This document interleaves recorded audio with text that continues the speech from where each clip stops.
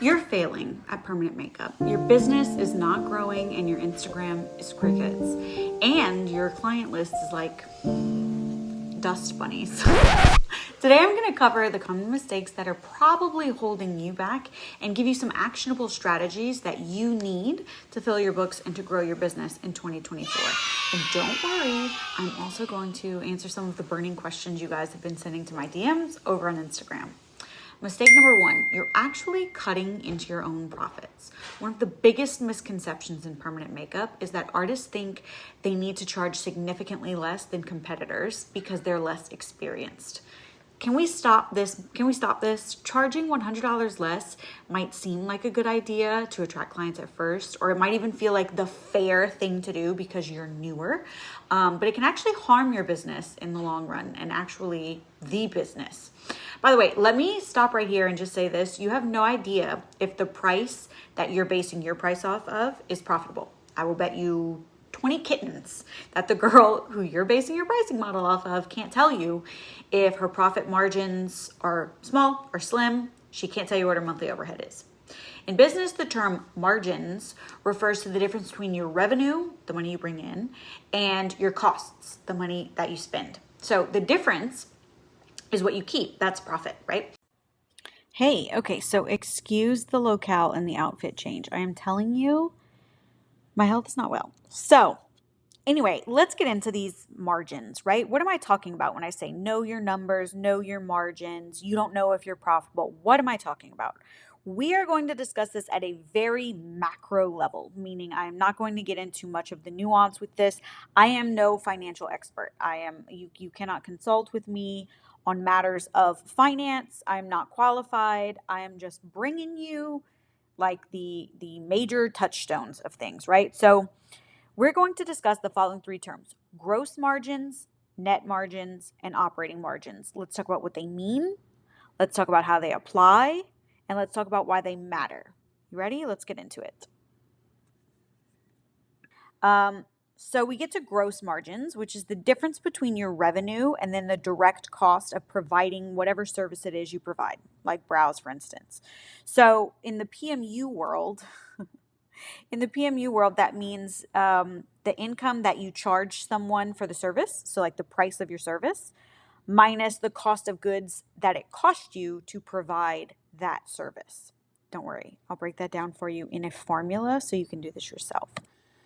So gross margin equals revenue minus the cost of goods sold divided by revenue.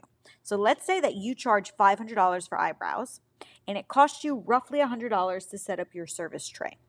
So then our gross margin formula would look like 500 minus 100 equals 400. You're following me, right? 400 divided by 500. That equals 0.08 or 80%. So this just means that you keep 80% of your revenue after covering your direct costs. This is where most people actually stop. Most people say, okay, well, I charge $500 or $600 and it costs me so very little to set up each tray. So I have this gigantic margin. Of course I'm profitable. But that's actually nothing. That's actually nothing in just a drop in the bucket of your expenses for your business. So most people think that they are profitable because everybody charges $400, $500, $600 for eyebrows. But actually, many people are not profitable because that's not what it truly costs. They're only looking at the macro of one piece of the equation, right? So let's talk about net margins then. Just give me a second. So net margin is this other thing that kind of niches down on the it's not the macro anymore. Now we're getting a little bit more nuanced with our pricing. Net margin is actually the percentage of revenue that remains after all of your expenses have been deducted, not including just the direct cost of just the tray price, but including everything. So we're talking, like it says, like rent, utilities, marketing, salaries. But I want you to think even deeper than that. So if you are paying to show up places and do a pop-up, or if you are giving away things as part of your marketing strategy. So that free brow you donated, that counts. You can charge for that, at least as a write-off anyway. But what about the things that come out of pocket? So we're talking about licenses, fees, insurances, continued education, uniforms. If you wear anything with your logo on it, like today I have my logo on my shirt, all that stuff, anything that you pay for as an expense of your business. I mean, your aftercare packets, your bags, your cards. Do you have cards still? You should get, I used to say a popple, but now I think you should get a dot. I don't know what it's called. Dot network, dot netting. I don't know. Whatever. Someone remind me later and I'll try and think of what I'm talking about. A dot card, DOT dot. Just Google that. Anyway, so of course I have a formula for you for this as well. Net margin equals net profit divided by the actual revenue, and then times 100 because we're working with percentages, right? So let's say that your monthly profit, grand total, is $10,000. That's how many dollars you bring in through the door, $10,000 for the month. But your overhead, rent, utilities, maybe a mortgage if you don't have a rent, your insurance cost broken down over 12 months, or maybe you pay that monthly, your phone bill, your booking system, all that stuff, all rolled into one, plus your inventory that you actually put on the tray. $7,000, right? So 10,000 minus 7,000 equals, you can do it. I'm just a girl. 3,000 net profit. Then our net margin formula becomes 3,000 divided by 10,000 times 100, and that equals 30%. So that is a very big difference between the gross margins we were just looking at and then now these net margins, which is how much you're actually able to put your hands on and use as you want to, disposably, because the rest is spoken for. $7,000 of that is spoken for every single month. You need a minimum of $7,000 every month to stay in business.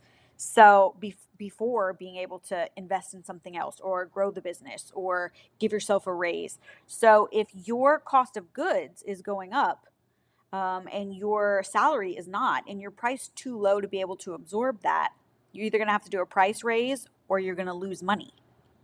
Are you following now why this is important?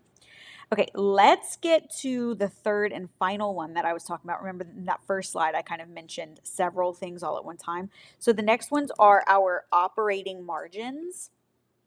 And like it says on the screen, basically what we're doing here is we are focusing on the efficiency of your business, your actual business like operations, and we're calculating this by subtracting operation expenses from gross profit and then dividing by revenue. These do not include your taxes and interest. So just remember, you're still going to have to pay taxes out of all of this, okay? And that's a little different depending on where you are. That's going to be different for everybody. Okay, your operating margins equal your net profit divided by revenue times 100, because again, we're working with percentages. Now it says operating profit here, just scratch that out. It should say net profit, I'm telling you. My brain fog is out of control. So net profits are $4,000 divided by $10,000 monthly revenue. So this is what we profited this month. This is what we brought in this month. That now makes the formula 4,000 divided by 10,000 times 100 equals 40. So that is 40% of your revenue is left over after covering all of your operating expenses themselves. Cool? All right, if you have a headache like I have a headache, let's talk about why these even matter. Let's talk about why margins even matter. How about that? So why do we care? Why do margins even matter? I'm just a girl. Help me. Why do I have to know this stuff, right? Understanding and managing your margins is actually going to be crucial to your business because it directly affects whether or not you are profitable. It affects whether or not you are going to be sustainable in the long term in your business. So your pricing strategy is just where it starts. Knowing whether or not your margins are large enough to actually pay you and keep you profitable and cover all the expenses for your business, that's one thing. Because if you set your prices too low, you'll end up losing money and you'll put yourself out of business. And then there's cost control, right? So analyzing and really understanding your numbers, you can identify places where maybe you're overspending. Or maybe you have room to spend a little bit more on something. Or maybe you could cut costs if you need to without having to sacrifice quality, of course. So these also lead me to investment decisions, Healthy margins give you room for financial stability. So now you can invest in like new equipment or new training or marketing strategies that can help to grow the business and bring you more money. Financial health, let's talk about that. Margins provide a really clear, full picture of your business's actual financial health. So investors and lenders, like I was talking about earlier, they will want to look at these margins and assess whether or not your business is viable. You can't fake the funk with numbers, unless you have two set of books and you're working illegally. If you have a professional look at your books and they see really slim margins, they don't want to loan you anything, which means that you don't have that resource. So you might not be able to buy the building. You might not be able to invest in a new laser or the latest, renovation that you need to do. Let's say that you had to take out a short-term loan. If you were going to do that just off the strength of the books of the business, if your margins are really slim, or even if they're upside down because you're priced wrong or you're overspending, you're not going to be able to do something along those lines. So it's actually really important that you understand these margins and that you kind of keep your numbers in check to make sure that as prices go up, you are staying with the rising cost of inflation, or with inventory supplies going up, that kind of thing. You're making sure that you are staying competitive in your local market and also on par with the skill set as you continually invest in your own continuing education. You want to make sure that you're giving yourself the right amount of raise so that it's worth it for you, but also not so much that you're bleeding your business dry. And also that if you ever need to tap into that emergency fund that is the credit of your business, you'll be able to because your margins allow for it. Cool? Do you remember in The Office when they went to see, I think a guy at H&R Block maybe, to see whether or not they could afford a delivery driver? And he was like, when you plug this into a fixed cost pricing model, it works. When you plug it into a variable, and Ryan's like, yeah, I ran the numbers myself. He was like, yeah, but a variable model, it tanks. And he was like, yeah, but why do you think it needs to be in a variable model? He was like, the more you sell, the more business you do, the more these costs will multiply. So the less money you make. And they were like, yeah, but we're getting more business than everybody else with these cheaper prices. And he was like, why do you think they can't afford to work on these prices? And they said, well, our prices are the only thing keeping us in business. And the guy says, your prices are putting you out of business. When you charge too little, you also really devalue your service. Let's be honest. Do you want to be the budget brand? Operating on slim margins with the amount of work that it actually takes to run a business? No, thank you. And you're actually destabilizing your local market because now everybody's going to undercut, right? You're essentially telling clients, I'm charging you less because I don't know as much. So I'm going to practice on your face, and when I get better, I'll charge more. By the way, this is going to backfire because other new artists are going to come in after you and they're going to undercut your already low prices because they don't know if you're profitable or not.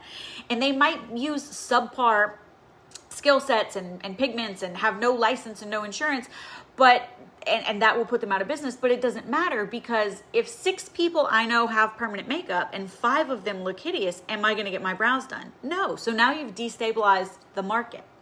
Instead, set your prices based on your overhead, the quality of your work, the value of the service that you're providing.